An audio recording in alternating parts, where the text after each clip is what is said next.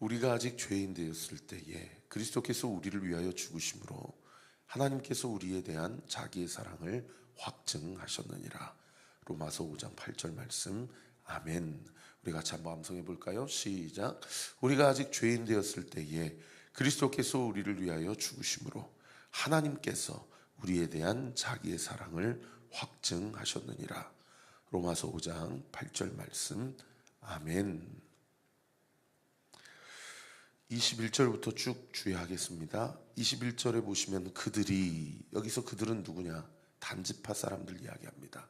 단지파 사람들이 미가의 집에 쳐들어와서 미가의 집에 있는 신상과 부어 만든 우상들을 다 빼앗았어요.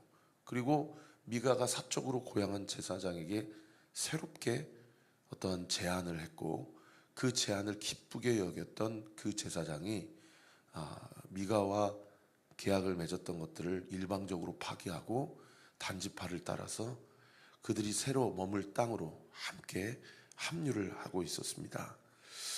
그들이 미가의 집에서 돌이켜서 어린아이들, 가축, 값진 물건들을 앞세우고 길을 떠났다. 자기 아이들, 그리고 자기에 있는 가축, 그리고 값진 물건들은 하나님이 우리 집안과 우리 지파에 주신 복들을 상징해요. 이 다산은 고대 사회에서는 신이 나에게 준 복이다. 나에게 준 많은 가축들은 내가 이렇게 복받고 내가 이렇게 의로운 사람이다. 이런 자기의 의의를 이야기합니다. 그러니까 단지파가 전쟁에 임하기 전에 아이들과 값진 물건들과 가축들을 앞세웠다는 것은 심지어 제사장을 통해서 평안히 가라. 하나님이 너희와 함께 하신다. 라고 어저께 그런 말을 들었지 않습니까?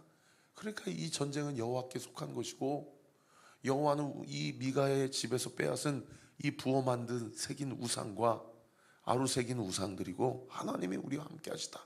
완전히 팀 켈러 목사님 얘기한 대로 자기가 만든 우상, 자기가 만든 종교, 말씀이 근거하지 아니하고 자기의 소견에 오른 대로 신앙생활하면서 내가 직장생활하고 내가 사업하고 내가 학교 가고 하나님은 나에게 이런 복을 주셨고 앞으로도 주실 거야. 이렇게 완전히 착각함으로 그렇게 삶을 살아가는 그리스도인들이 사실은 이때 단지파만 있었던 것이 아니고 오늘날에도 얼마든지 우리의 모습이 이런 모습이 될 수 있다는 것입니다. 그렇게 전쟁이 임하려고 하니 세상에 뒤늦게 미가가 자기 집을 오니까 자기가 고용했던 제사장도 없어졌어요. 그리고 자기가 만들었던 우상도 없어졌어요. 혼자 가면 안 될 것 같아서 자기 이웃들, 자기 주변에 힘 좀 꽤나 쓴 사람들을 다 데리고 가가지고 단지파 뒤를 쫓습니다. 22절 보세요. 그들이 미가의 집을 멀리 떠난 때에 미가의 이웃 사람들이 모여서, 이 미가의 이웃 사람들만 갔다는 게 아니고 미가가 자기 지인들과 힘 꽤나 쓴 사람들, 이웃들 다 소집해가지고 단 자손을 따라 붙어서 23절에 단 자손이 미가가 따라오는 것을 보고 뭐라고 얘기합니까? 그들이 얼굴을 돌려 미가에게 이르되 네가 무슨 일로 이같이 모아가지고 왔느냐? 여러분 얼마나 뻔뻔합니까? 그죠? 자기들이 한 일에 대해서 전혀 죄의식을 느끼지 못하고 무슨 일로 우리를 쫓아왔냐고 이렇게 물어봐요. 그리고 24절에 미가도 단지파에게 뭐라고 얘기합니까? 내가 만든 신들과 제사장을 빼앗아 갔으니 이제 내게 오히려 남은 것이 무엇이냐? 너희가 어찌하여 나더러 무슨 일이냐고 하느니라. 미가 입장에서도 아니 무슨 일로 왔냐니요? 아니 이런 얼토당토한 이야기를 하는 것이 이게 가한 일입니까? 너무 어처구니가 없습니다 라고 하면서 거기에서 이제 으르렁거리고 있는 거예요. 여러분 미가가 하나님 앞에 범죄한 것이 무엇입니까? 정리해 드릴게요. 미가가 하나님 앞에 범죄한 것은 17장에 우리가 살펴본 대로 붕어경경 도둑질하는 거, 어머니 지갑 털어가지고 그러다가 어머니가 저주하니까 다시 돌려줘가지고 그거 가지고 그 1100개 중에 200개를 가져다가 새긴 우상을 만들고 부어 만든 우상을 만들고 1계명 너는 나 외에는 다른 신들을 내게 두지 말라. 2계명 너는 너를 위하여 새긴 우상을 만들지 말고 또 위로 하늘에 있는 것이나 아래로 땅에 있는 것이나 땅 아래 물속에 있는 것이나 아무 형상이든지 만들지 말며 그것들에게 절하지 말며 그것들을 섬기지 말라. 나 여호와 너희 하나님은 질투하는 하나님이지. 너는 나만을 섬기고 나만을 의지하고 나만을 경배하기를 원한다. 하나님이 말씀하신 그 십계명을 다 어기고 그렇게 우상을 만들고 이 우상이 여호와 하나님이다. 얼마나 천인공노할 일입니까? 그리고 사적으로 그냥 제사장을 고용해가지고 우리 집안은 이제 대대손손 형통하고 잘 될 거야. 여러분, 이 미가의 죄의 핵심 본질은 무엇입니까? 내가 만든 신을 하나님이라고 여긴 이 우상 숭배 죄예요. 우리가 신앙생활 하면서 하나님과 거래하고 조건적으로 주님을 찾고, 어제도 한 성도님하고 대화하는데 자기가 하나님을 부인하지는 않는다. 나는 무신론자는 아니자. 그러니까 교회 다니겠죠. 그런데 주님을 만났습니까? 라고 물어보니까 하나님을 만난 것 같지는 않다는 거예요. 여러분 어떠세요? 여러분도 그러세요? 주님은 살아계시고 주님이 나를 사랑하셔서 내 인생에 여기까지 온 것은 막연하게나마 믿어져요. 그런데 하나님 만나셨습니까? 라고 하면 아직 안 만난 것 같아요. 이렇게 고백하는 상황입니까? 그래서 그러면 하나님이 좋으신 분, 선하신 분이심을 믿습니까? 그거는 믿는다는 거예요. 그러면 그것에 대한 정보는 어디로부터 얻었습니까? 했더니 말씀을 통해서 설교를 들으면서 그 하나님은 막연하게나마 내가 아직 만나지는 않았지만 그 주님은 좋으신 분이고 선하신 분이고, 그리고 더 나아가서 뭐라고까지 고백하냐면 그분이 나를 좋아하시고 그분이 나를 사랑하신다는 것은 자기가 알고 또 믿는다라는 거예요. 그래서 제가 그분에게 그렇게 얘기했어요. 그럼 주님을 만난 거라고. 그걸 믿어지는 것은 그것은 내 성정이나 내 인격이나 내 이성이나 지성으로 그것이 받아들여지는 것이 아니라 그것은 주님이 성도님에게 주신 선물이라고. 할렐루야. 그래서 정확하게 표현하면 우리는 하나님을 믿는 게 아니고요, 하나님이 주시는 은혜로 하나님이 믿어지는 겁니다. 믿음까지도 내가 갖고 있을 수 있는 그러한 것이 아니라 하나님이 우리에게 주신 선물이라고 성경은 우리에게 이야기하고 있어요. 그래서 계속 만나면서 영적으로 지도하고 9월, 10월, 가을 되면 우리 성도님들하고 다시 복음을 기초부터 탄탄히 하는 양육 훈련을 시작해야 되겠다. 금요일 밤이나 토요일을 좀 이용해서 줌으로 하지 말고 정말 갈급한 성도들, 다시 복음의 핵심에 대해서 정리하고자 하는 성도들 딱 12명이면 12명 신청을 받아서 다시 처음부터 시작해 봐야 되겠다. 한 4주 정도, 한 달에 딱 걸쳐서 시작해 봐야 되겠다. 그런 좀 소망감이 기도하면서 생기더라고요. 그리고 내년 한 3월에는 제자 훈련을 정말 진득하게 교회 개척하고 제가 한 3년 동안은 이게 이제 제 안에서 시동을 거는 시간들을 가졌는데 이제는 구체적으로 한번 시작해 봐야 되겠다, 그런 생각을 하고 있습니다. 여러분 9월에 우리 온리 틴즈 지체들, 우리 중고등부 아이들 따로 클래스, 그다음에 우리 청년 지체들 따로 클래스, 그다음에 우리 장년 성도님들 이렇게 해서 한 4주 걸쳐서 복음에 대해서 당신 정말 하나님 만났습니까? 이단들이 와서 그렇게 물어봐요. 그러면 믿기는 하는데 정말 목사님하고 1대1 신방하는 것처럼 만났냐고 물어보면 만난 것 같지는 않은데 그렇게 헷갈리는 성도들이 있어요. 명확하게 해야 됩니다. 여러분, 단지파가 하나님 앞에서 지은 죄는 무엇입니까? 여호수아 19장에 분명히 하나님께서 차지하라고 한 땅이 있어요. 블레셋 민족이 거주하는 에그론을 포함한 하나님이 주신 땅이 있는데 갈렙처럼 이 산지를 내게 주십시오 하고 믿음으로 취하면 그 영적 전쟁에서 승리를 해요. 여러분, 대가를 지불해야 돼요. 하나님이 주신다고 해서 그냥 냅다 잡수시오 하고 사탄 마귀가 세상에 그냥 갖다 바치는 게 아니에요. 열심히 직장 생활하고 땀을 흘리고 대가를 지불해야 돼요. 하나님이 나와 함께 하신다. 하나님이 내 길을 여신다. 하나님이 좌우로 완전히 사방으로 우겨쌈을 당하는 이 상황 가운데서도 하늘은 열려있고 뚫려있다. 하나님은 내 모든 형편과 내 마음의 중심을 아신다. 믿음을 가지고 나아가야 되는데 딱 보니까 거기는 저 민족이 우리보다 힘이 센 것 같아요. 그러니까 엉뚱한데 기웃기웃거리다가 짜진 땅이 이 라이스라는 땅이에요.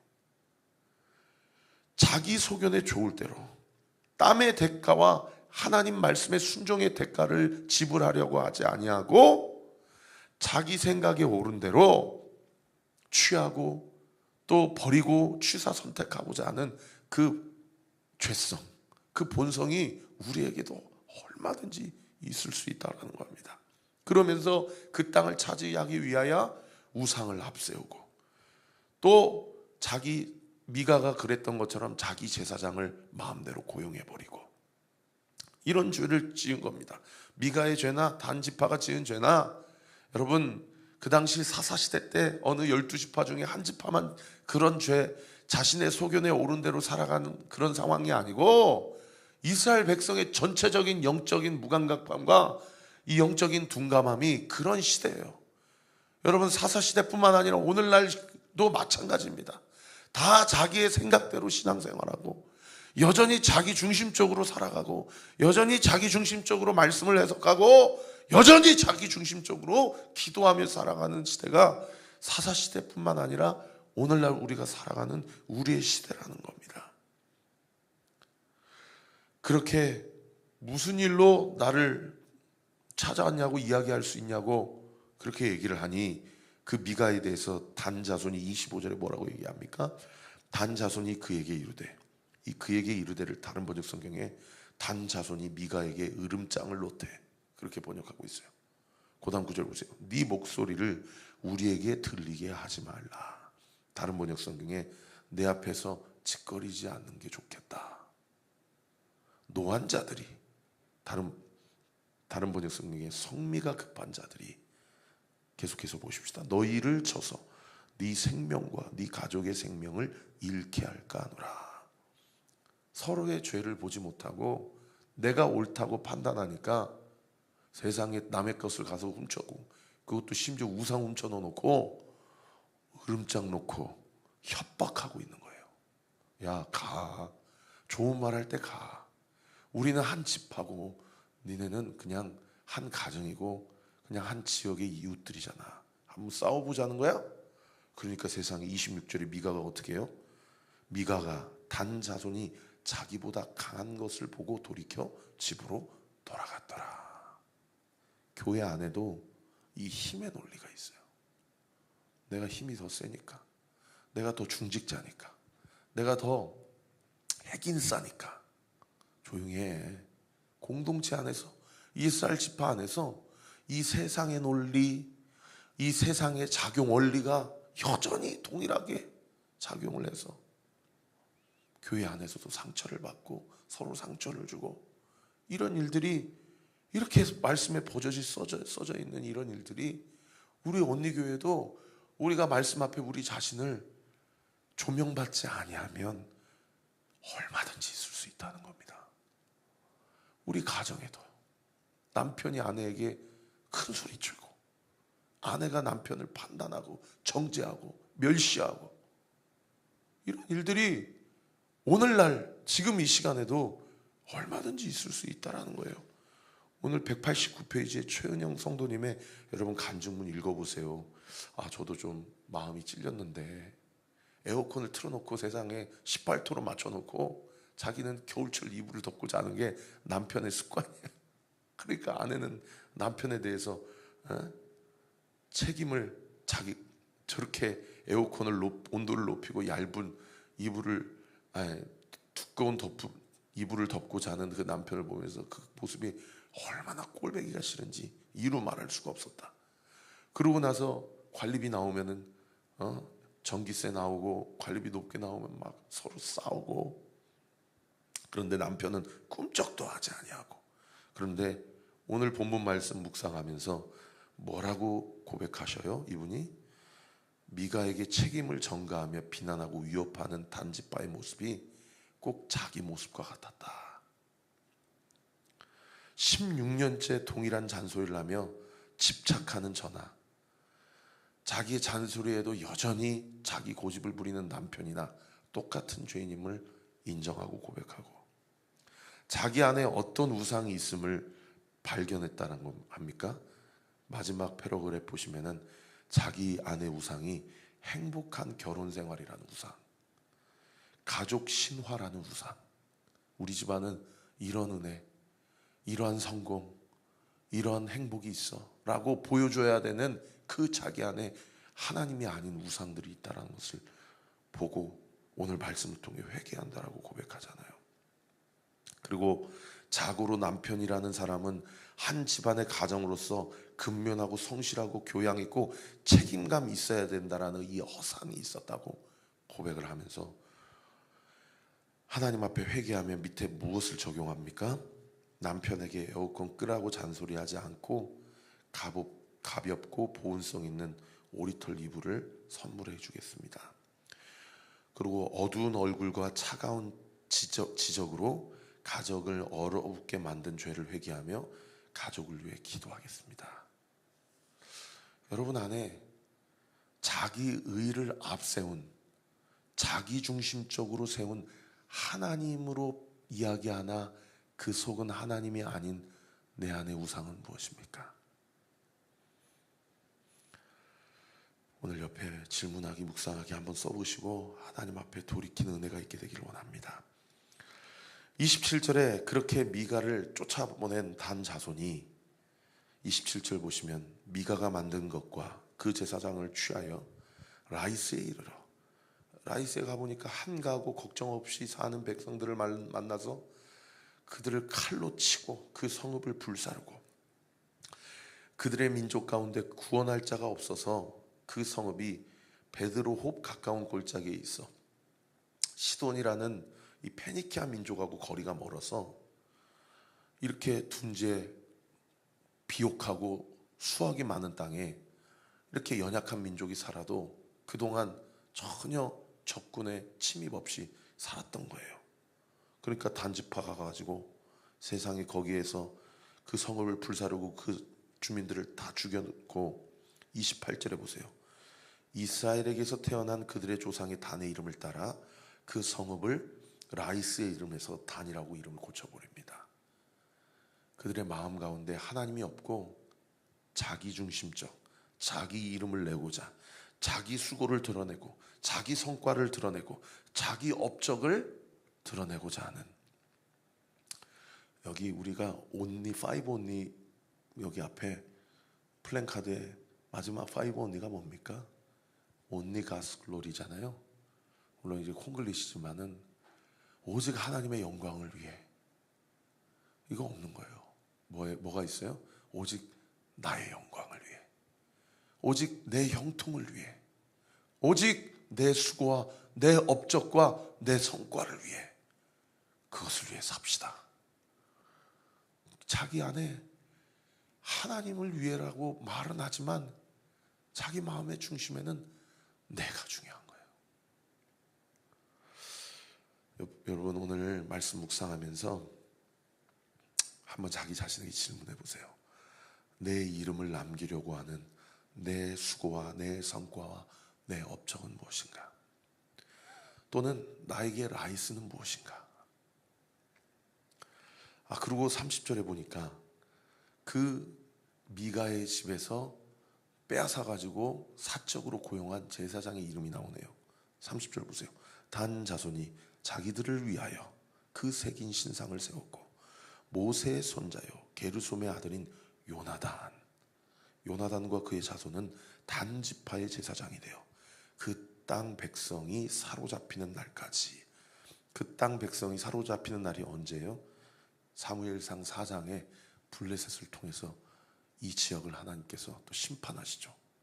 그날까지 이 단이라는 지파 사람들이 라이스 땅을, 라이스 이름 지워버리고 단이라고 성읍 이름 고쳐버리고 이 요나단을 자기 민족의 제사장, 자기 지파의 제사장으로 마음대로 세워서 31절에 보세요. 하나님의 집이 실로에 있는 동안에 미가가 만든 바 새기는 신상이 단 자손에게 있었더라.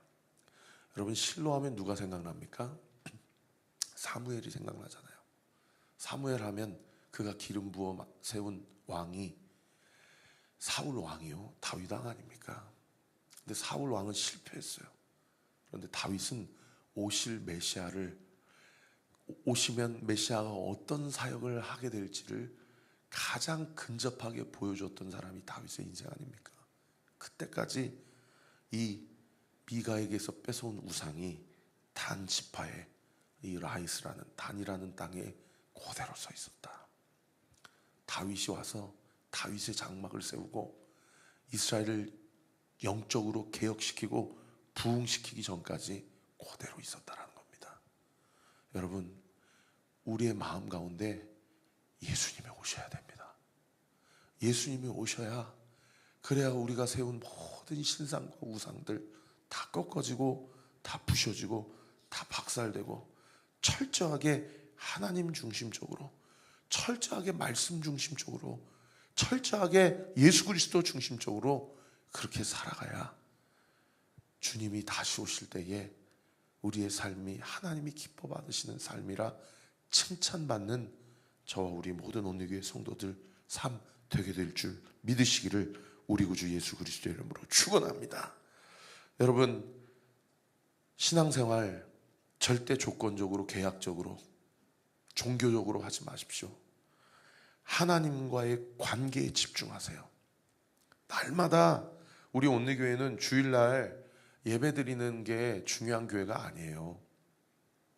우리 교회는 사실은 새벽 말씀, 큐티 말씀이 신앙 공동체의 핵심인 교회입니다. 그래서 날마다 하루 아침을 시작할 때 하나님의 말씀을 공급받지 아니하면 우리도 얼마든지 단지파 사람들처럼 미가처럼 그렇게 살아갈 수밖에 없는 사람들이에요. 요즘에는 코로나 이후로 그냥 제가 엊그제도 속이 상해가지고 주일날 오전 예배 못 드리니까 오후 예배 있는 교회로 갑니다 그러고 그냥 가버렸어요. 교회는, 공동체는 그런 게 아니에요. 성도님들, 그냥 뭔 일이 있다고 온리교회에서 예배 못 드리면 다른 교회 가서 예배 드리면 되지. 여러분, 그럴 문제가 아니에요. 오늘 예배 못 드리면 물론 이 말씀이 여러 가지 상황상 온라인으로 예배 드릴 수밖에 없는 성도님들에게는 결코 정죄하는 말씀이 되라고 제가 하는 얘기 아닙니다. 그 마음의 중심은 하나님이 아세요. 그런데 제가 목회하면서 이 말씀을 드리는 이유가 뭐냐면 자꾸 영적인 근육이 힘이 빠져요. 성도들이 타협해요. 온라인 예배 잘 됩니까? 하나님이 나에게 주신 온리 공동체 가벼운 공동체 아닙니다. 예수님이 목숨값으로 내어주고 피값으로 세워진 공동체예요. 그냥 교회 여기 기웃거리고 저기 기웃거리고 주일날 여기 안 되면 다른 교회 예배 드리지. 교회 공동체 교회 너무 쉽게 옮겨버리고, 지난 주일도 20년 넘게 교회를 섬겼는데 그 교회에서 너무 많은 상처를 받아가지고 저희 교회 오시고 지금 교회를 두고 한 달째 기도하시는 분이 오셨어요. 근데 제가 입에서 우리 교회로 오세요라는 말이 잘 안 나와요. 교회 옮기는 거 쉬운 일 아니에요. 오후 예배를 드릴 수밖에 없는 상황이라면 여러분, 오전 예배 때 내가 예배보다 정말 이게 중요한 일인가? 하나님 앞에 물어야죠. 그런데 하나님 예배 드리는 것보다 이게 더 중요하니까 온리교회 오전 예배, 오후 예배가 없으니까 그냥 교회 옮겨버리는 거예요. 우상이에요, 우상. 현장 예배를 못 지키면 온라인 예배로 드리지. 온라인 예배 드리는 성도님들 치고 은혜 받았다는 얘기를 들어본 적이 없어요. 여러분 온라인 예배 드려보세요. 여러분의 영이 어떻게 되는지. 제가 이렇게 잔소리해서 너무 죄송합니다. 제가 목회자로서 가르쳐야 되겠다는 생각이 들어서 그래요. 정신 똑바로 차리고 신앙생활 하셔야 됩니다. 기도하겠습니다. 하나님 아버지 감사합니다. 오늘도 말씀을 통해서 내 마음의 중심이 어디에 있는지를 봅니다. 아버지, 부족한 종의 말씀이 우리 성도님들에게 결코 상처가 되지 않기를 원하고, 상처받으라고 한 얘기가 아니요, 내 안에 라이스가 무엇인지, 내 안에 내 이름과 내 업적을 남기고자 하는 내 땀과 수고는 무엇인지 돌아보는 계기가 되게 해주시고, 아버지, 주님을 예배하고 주님을 섬긴다고 하면서 우상을 섬겼던, 그래서 마지막 때 주님 앞에 섰을 때 내가 너를 도무지 알지 못하노라, 그런 기가 막힌 상황이 없도록 우리 사랑하는 성도님들 영으로 깨어서 내가 만든 신을 숭배하는 신앙생활이 아니라 철저히 말씀 중심, 철저히 하나님 중심, 예수 그리스도 중심적인 하나님이 가르쳐 주신 대로 그렇게 신앙생활을 할 수 있도록 주님께서 우리 성도님들의 마음을 강권적으로 붙들어 주시고 주님 함께하여 주시옵소서. 오늘도 주님 주신 말씀 붙잡고 주님이 나와 함께 하신다, 하나님이 나의 직장생활, 나의 학업 가운데, 내 진로 가운데, 하나님이 우리의 가정 가운데 여전히 우리와 함께 하시고 여전히 우리를 사랑하시고 여전히 우리를 붙잡고 계신다 믿음 가지고 오늘 하루의 모든 일정 우리 사랑하는 성도들에게 힘과 지혜와 용기와 또 분별력을 허락하여 주옵소서. 이 아침에 주님 앞에 간구하는 우리 성도들의 한숨을 거둬주시고 기쁨과 은혜와 감사와 찬양으로 주의 영광을 위하여 살아가는 오늘 하루의 모든 일정 되게 하여 주시옵소서. 믿고 감사드리며 살아계신 예수 그리스도의 이름으로 기도하옵나이다. 아멘. 지금은 우리 구주 예수 그리스도의 은혜와 하나님의 사랑과 성령 하나님의 위로교통 충만하심이 오늘 주신 말씀을 붙잡고 주 안에서 주와 함께 주와 동행하며 충성하며 승리하기로 결단하는 우리 사랑하는 온리교회 모든 성도들 머리머리 위에 지금으로부터 영원토록 함께 하시기를 간절히 축원하옵나이다. 아멘.